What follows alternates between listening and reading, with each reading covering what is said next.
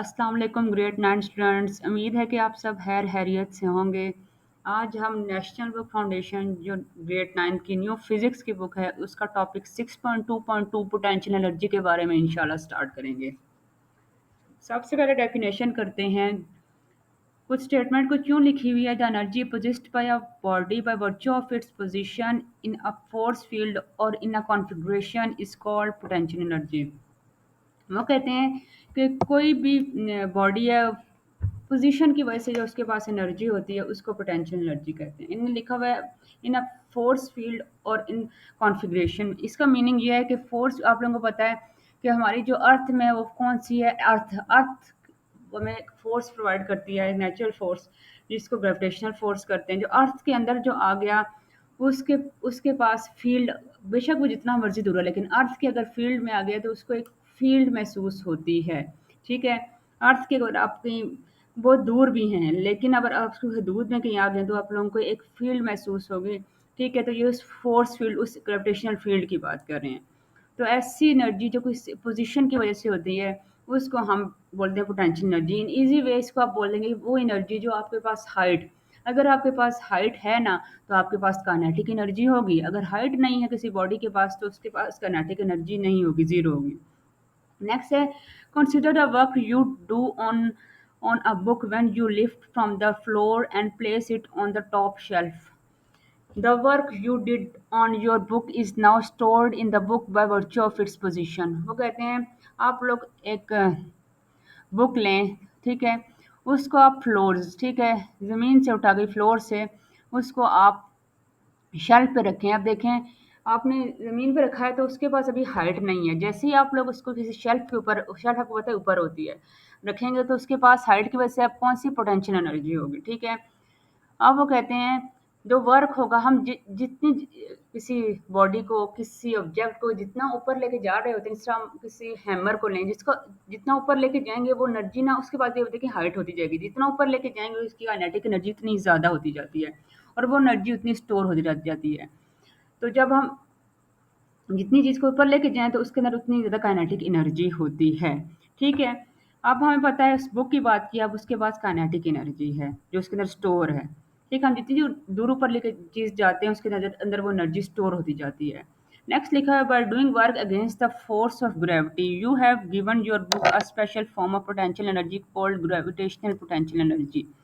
वो कहते हैं आप देखें हमें पता है ग्रेविटेशनल फोर्स की जो होती है ना, यहाँ पे लिखा हुआ है फोर्स ऑफ ग्रेविटी, ये लिखा हुआ है। उसकी जो डायरेक्शन होती है आपको पता है, कोई भी चीज़ गिरती है तो वो ज़मीन की तरफ गिरता है। ठीक है। तो फोर्स ऑफ ग्रेविटी की जो डायरेक्शन होती है वो नीचे की तरफ होती है। लेकिन अब हमने ऊपर जो बुक है उसको शेल्फ के ऊपर रखा है ऊपर। ठीक है। हम अब वो कह रहे हैं अगेंस्ट चले हैं, अगेंस्ट हमने क्या कहते हैं फोर्स लगाई है, फोर्स ऑफ ग्रेविटी। कैसे फोर्स ऑफ ग्रेविटी नीचे वाली डायरेक्शन में, हमने ऊपर वाली साइड पे, दोनों की जो सिम्थ है डायरेक्शन है वो ऑपोजिट है। तो हमने यहाँ पे ये बात की बाय डूइंग वर्क, हमने वर्क किया बुक पर। ठीक है। तो अब हमें पता ये है कि पोटेंशियल एनर्जी की बहुत सी फॉर्म्स हैं। ठीक है। तो जो हाइट की वजह से अब उसके पास जो एनर्जी है उसे ग्रेविटेशनल पोटेंशियल एनर्जी कहते हैं। ठीक है। ये एनर्जी, इस एनर्जी में हम जो है ना फोर्स ऑफ ग्रेविटी के की डायरेक्शन के ना उल्ट उल्ट काम कर रहे होते हैं। ठीक है। उल्ट डायरेक्शन में if you release book from the top shelf it will accelerate gaining kinetic energy. आप कोई बुक हाइट से अगर नीचे आ रही है ना, कोई भी चीज़, बुक हो सकती है, ऑब्जेक्ट हो सकता है, ठीक है, उसकी काइनेटिक, जिस तरह उसकी हाइट कम होती जाएगी तो काइनेटिक एनर्जी भी उसकी कम होती जाएगी। ठीक है। अब वो ये बात करें, इफ यू रिलीज, आपने बुक को रिलीज किया शेल्फ से तो आप लोगों को पता है वो नीचे गिरेगी, तो बस एक्सेलरेट करेगी नीचे की जानिब। ठीक है। गेनिंग काइनेटिक एनर्जी, जो मोशन की वजह से उसकी एनर्जी है वो इंक्रीज होती जाएगी, लेकिन पोटेंशियल एनर्जी उसकी डिक्रीज करती जाएगी।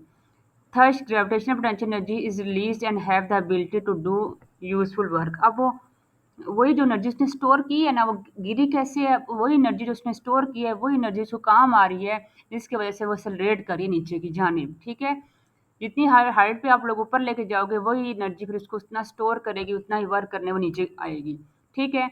अब वो कह रहे हैं gravitational potential energy is only one of severe form of potential energies. वो कह रहे हैं जो ग्रेविटेशनल पोटेंशियल एनर्जी है वो एक पोटेंशियल फॉर्म है, इसकी और बहुत सी भी फॉर्म्स है, लेकिन ये एक सेवरल फॉर्म्स में, ये एक सेवरल फॉर्म में से एक फॉर्म पोटेंशियल एनर्जी है। उसके बाद हमने एग्जांपल दी है doing work on an elastic spring by stretching it stores elastic potential energy। अब इलास्टिक किसी भी ऑब्जेक्ट में इलास्टिसिटी है ना, जैसे इलास्टिसिटी जैसे इलास्टिक में होती है, जैसे हमारे स्प्रिंग्स में होती है, ठीक है? उसमें क्या होता है, इसको हम ऐसी जिनको आप स्ट्रेच और कंप्रेस कर सकते हो। तो क्या होता है, तो वो आप स्ट्रेच और कंप्रेस करके छोड़ते हो, तो वो अपनी ओरिजिनल जगह पे वापस आ जाती है। तो ऐसी एनर्जी को कहते हैं इलास्टिक पोटेंशियल एनर्जी। ठीक है? उन्होंने एग्ज़ाम्पल दिया है स्टिंग शॉट, जिस तरह गुलेल होती है उसमें होता है, शॉक अब्ज़ॉर्बर्स जो आप लोग गाड़ियों के अंदर लगे होते हैं उसमें होता है, विंडिंग स्प्रिंग, ये वो स्प्रिंग्स होते हैं जो बहुत लूप्स इनके करीब-करीब होती है। अक्सर पिस्टल्स के अंदर, टॉयज़ के अंदर ये कुछ होता है। ठीक है? नहीं देखिए अब टॉयज़, वॉचेज़, ठीक है? उसके अंदर ये होते हैं। तो उसमें क्या होता है, स्प्रिंग में भी ऐसे होता है, जब आप लोग या उसे कंप्रेस करते हो या स्ट्रेच करते हो, जब छोड़ते हो तो उस अपनी ओरिजिनल पोज़ीशन में वापस आ जाता है। ठीक है? वो तो वो एनर्जी जो अपनी किसी भी ऑब्जेक्ट को उसके अंदर इलास्टिसिटी है, तो वो उसको जब हम कंप्रेस या स्ट्रेच करें तो अपनी ओरिजिनल जगह पे वापस आ जाए, तो ऐसी एनर्जी को इलास्टिक पोटेंशियल एनर्जी कहते हैं। नेक्स्ट है chemical potential energy stored in the food you eat. अब आपको पता है जब हम जो चीज़ें खाते हैं, कोई भी फूड खाते हैं, तो हमारे अंदर मेटाबॉलिज्म सिस्टम वो होता है, जिसकी वजह से डिफरेंट बॉडी में रिएक्शंस हो रहे होते हैं। ठीक है? और वही एनर्जी आप chemical energy basically potential energy होती है, क्योंकि जब डिफरेंट एटम्स और डिफरेंट मॉलिक्यूल्स आपस में रिएक्शन कर रहे हैं, बॉन्डिंग बना रहे होते हैं, तो उसमें हो रहा होता है। बॉन्ड बॉन्ड बनाते हैं उसमें होता है। ठीक है? तो वही एनर्जी फिर हम काम करते हैं, ठीक है, ग्रो होते हैं, तो वही एनर्जी फिर हम यूज़ करते हैं। पहले वो स्टोर हो जाती है जब हम खाते हैं, जब हम कोई काम करते हैं तो वही एनर्जी जो हम वो रिलीज़ कर रहे होते हैं, वो रिलीज़ हो रही होती है। ठीक है? अब battery contains both chemical and electrical potential energy. अब आपको पता है बैटरी जो है ना, उसका जो बनने का फिनोमेना होता है ना, उसमें केमिकल्स यूज़ होते हैं। ठीक है? जब केमिकल्स यूज़ हुए, ठीक है, तो वो आप लोगों को पता है जब उसको बैटरी को चार्ज किया जाता है, वही केमिकल जो एनर्जी है वो कन्वर्ट होती है इलेक्ट्रिकल पोटेंशियल एनर्जी या इलेक्ट्रिकल एनर्जी में। ठीक है? Okay, during working of battery, जब जब बैटरी को जब चार्ज किया जाता है तो वो केमिकल एनर्जी कन्वर्ट होती है इलेक्ट्रिकल एनर्जी में। केमिकल एनर्जी क्यों होती है, जब एटम्स या मॉलिक्यूल्स आपस में बॉन्डिंग जो बनाते हैं, जिसकी वजह से उसको केमिकल एनर्जी बोलते हैं। Similarly, in a capacitors which consist of two capacitive plates, capacitor का काम क्या होता है, वो चार्ज स्टोर करता है।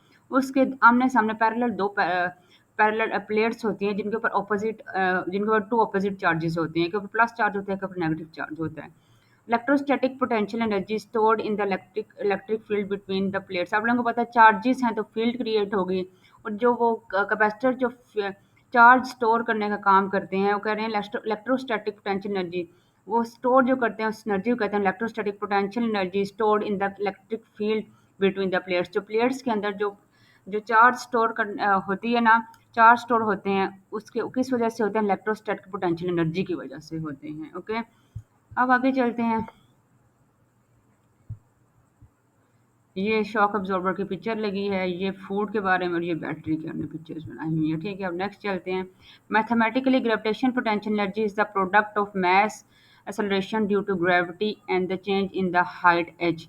अब जब हम ना किसी भी चीज़ को जब हम वर्टिकली लेके जाते हैं, जैसे, ठीक है, वर्टिकली मूव करा रहे होते हैं, ठीक है, उसमें आप लोग ना एक्सेलरेशन को हम लोग लेते हैं ग्रेविटी जी, और जो आप लोग डिस्टेंस ऊपर की जानिब या नीचे की जानिब मूव कर रहे थे उसे हाइट लेते हैं।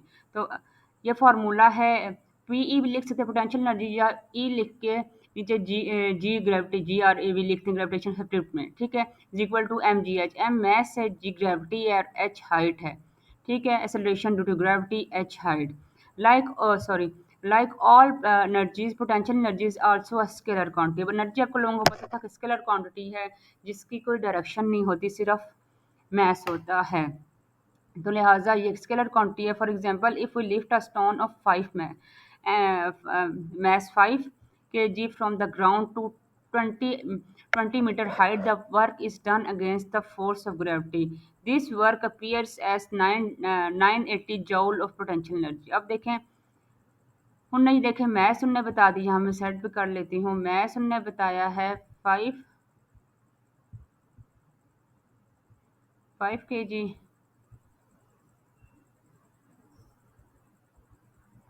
Okay, next step from the ground to 20 metre height, H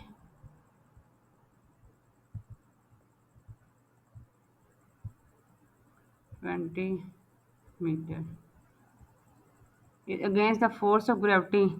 तो ठीक है, वो कह रहे हैं ग्राउंड हाई किया है। देखो हाइट में कोई चीज़ लगी है तो मैंने कहा हम अगेंस्ट फोर्स ऑफ ग्रेविटी के अगेंस्ट के मुखालिफ वर्क कर रहे होते हैं। ठीक है, ये उस बारे में हमने बात की है। तो दिस वर्क अपीयर्स एज, अब देखिए हमारे पास मैस भी है, एच भी है। तो हमने फाइंड आउट क्या करना है, this work appears as potential energy हमने फाइंड करनी है। पोटेंशियल एनर्जी का फार्मूला है हमारे पास M G H, M G H. Okay, अब ये मैथ्स हमें पता है 5 है, हाइट 20 और ग्रेविटी की वैल्यू जो होती है पी भी आप लिख सकते हैं पोटेंशियल एनर्जी के लिए, और ई ग्रेविटी भी लिख सकते हैं जो ने ये लिखा हुआ है। ठीक है, मैथ्स उनने दिया हुआ है 5, 5 मल्टीप्लाई बाय 9, ग्रेविटी की वैल्यू आपको पता है 9.8 है, मल्टीप्लाई बाय आप लोग जब हाइट के साथ करोगे, हाइट की वैल्यू क्या है 20, आप लोग खुद कर लीजिएगा, यहाँ मेरे पास अब इतनी जगह नहीं है। ठीक है, इसको मैं इरेज़ कर देती हूँ। तो आप लोगों के पास जो आंसर आएगा ना, वो आएगा 980 जॉल। क्यों जॉल क्यों है, क्योंकि एनर्जी है, एनर्जी को हम लोग जॉल से रिप्रेजेंट करते हैं। नेक्स्ट है, अब इस पिक्चर की डिस्क्रिप्शन है साथ, क्या है, consider an object of mass M being lifted vertically, वर्टी का मतलब है कि ऊपर की जानी से, वाई डायरेक्शन में, by a force of height. ठीक है, ये इस ऑब्जेक्ट की बात कर रहे हैं, इसका मैस ये है। ठीक है, हाइट, हमने हाइट की बात की है। The work done by the force F, force का जो सिंबल होता है एफ है, ये लिखा हुआ है, इज गिवन बाय इक्वेशन। अब वो कह रहे हैं अब जब वर्क किया है तो वर्क हम बता W is equal to F S F D के इक्वल होता है। ठीक है, एफ क्या है, फोर्स है, एस क्या डिस्प्लेसमेंट है। ठीक है, इस केस में हमें पता है, जब मैंने आप लोगों को ऊपर भी बताया, हम जो डिस्प्लेसमेंट या डिस्टेंस तय करते हैं उसको हम एच लेते हैं, हाइट। ठीक है, और एक्सेलरेशन को जी लेते हैं, ग्रेविटी। ठीक है, since the force in this case is equal to, अब इसके पास जो वेट है वो भी एक फोर्स ही होती है due to gravity, W is F is equal to M G. ठीक है, एम जी क्या इसका जो है वेट है, जो वेट भी एक फोर्स होती है जो ड्यू टू ग्रेविटी होती है। ठीक है, अब क्या है, अब आप लोगों को पता है, मैंने आप लोगों को भी बताया कि जो डिस्प्लेसमेंट है वो एच के इक्वल है। ठीक है, तो अगर मैं इसको यहाँ पे भी मैं, ठीक है, यहाँ पे एफ एस था, हाँ, W is equal to W is equal to F S हो गया। ठीक है, और एफ जो इक्वल है वो एम जी के इक्वल है, F is equal to M into G. अगर मैं एफ इसको यहाँ पे पुट कर दूँ, यहाँ इस जगह, तो मेरे पास हो जाएगा W is equal to M G S.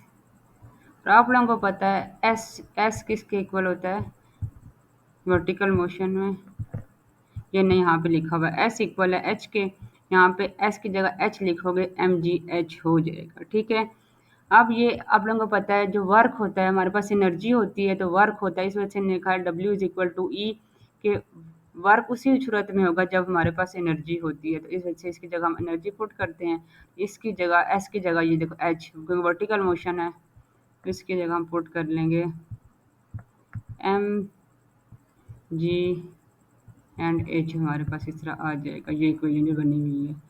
Okay, उम्मीद है कि आपको समझ आ गया होगा। किसी भी पॉइंट में कोई भी कन्फ्यूजन हुई तो कमेंट सेक्शन में ज़रूर बताइएगा। अगर आपको वीडियोज़ अच्छी लग रही हैं तो कमेंट करें, लाइक करें, शेयर करें एंड सब्सक्राइब करें। Thank you so much and अल्लाह हाफिज़।